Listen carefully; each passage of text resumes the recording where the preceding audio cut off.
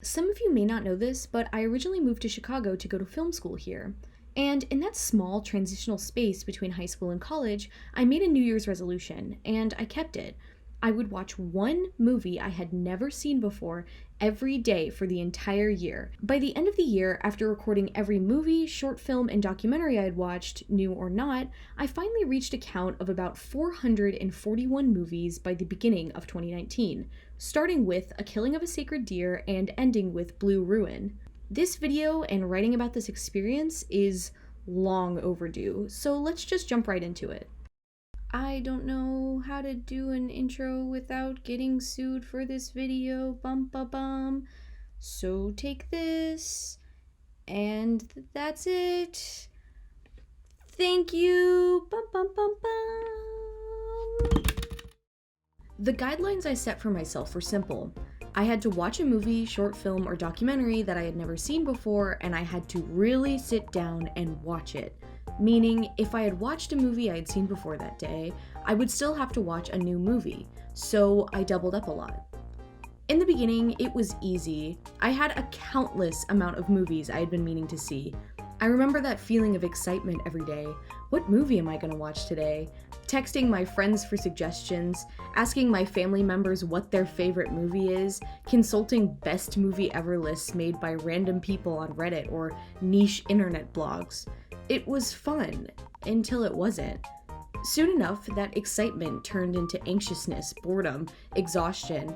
I would sit on my bed watching some critically acclaimed masterpiece on my dirty computer screen and just wait for it to be over. Like I had overindulged myself or oversaturated my brain with the art of Kurosawa, Tarantino, Anderson, Miyazaki, Coppola, Tarkovsky, Lelio, Kubrick, Carpenter, Lee, Gerwig, and by the end of it, I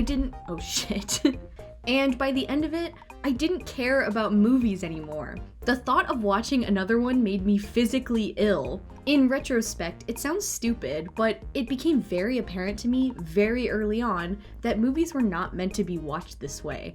I thought, if I have to watch another goddamn fucking art school unsubtitled cinema noir femicide armchair psych study film, I'm going to blow my brains out. So, okay, what am I exactly trying to say? You shouldn't watch and study movies like a madman because you'll end up hating them? Yeah, what an acute observation, Olivia. No, really? I'm just making this not as a warning, but as a record. What did I learn by watching all of these movies? What did I gain? What did I lose? I'll tell you, honestly, I gained so much observational knowledge. I learned how to study editing and how truly stylized it can be. I learned to break down dialogue and the true emotional value to cinematography. I already knew how much hard work it took to put into a movie, even a bad one, and strangely enough, it made me appreciate bad movies even more. Even if I hated them, I still found a way to appreciate them. Like, yeah, Murder Whales 2, the Deep Blue sequel or whatever, probably isn't gonna be my all-time favorite movie, but with art comes appreciation, I guess. And with appreciation comes an audience. I mean, look at The Room and its not-so-niche fan club. That movie objectively sucks. But we're here, talking about it, and Wiseau is a legend for it. Anyways, what I'm trying to get at here is, despite everything, I learned how to study movies and movie culture, and I became really pretty good at it. But with that came something else.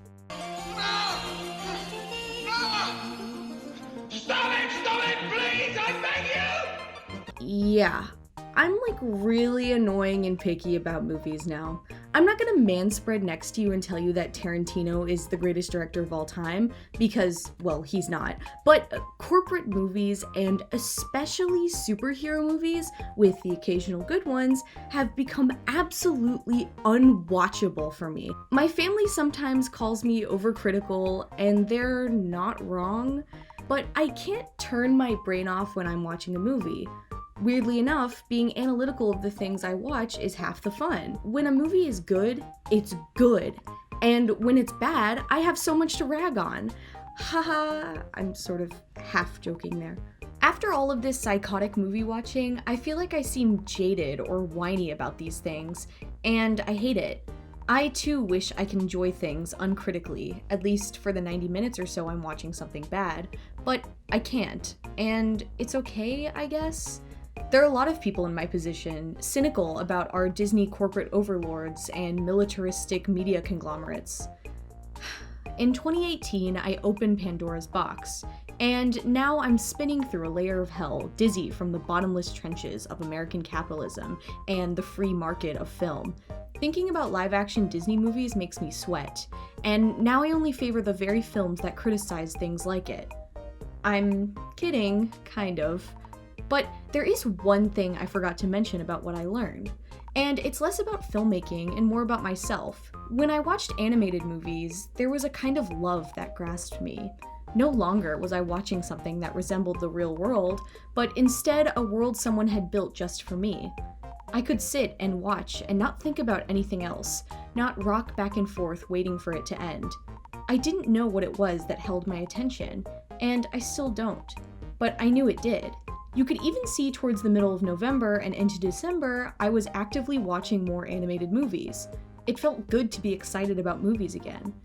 So into the next year, I took an animation class, and I kept taking animation classes, and now I'm here. So yeah, that's the end of the video. I hope you liked it. I hope you learned something from my rambling and ongoings and personal experience with subjecting myself to my own personal hell. If you're not here from Karstcast, I was on a podcast. I watched Perfect Blue and talked about it for about an hour or so. So if you haven't seen that, go ahead and check that out. But as always, I'll see you in the next one. Bye bye!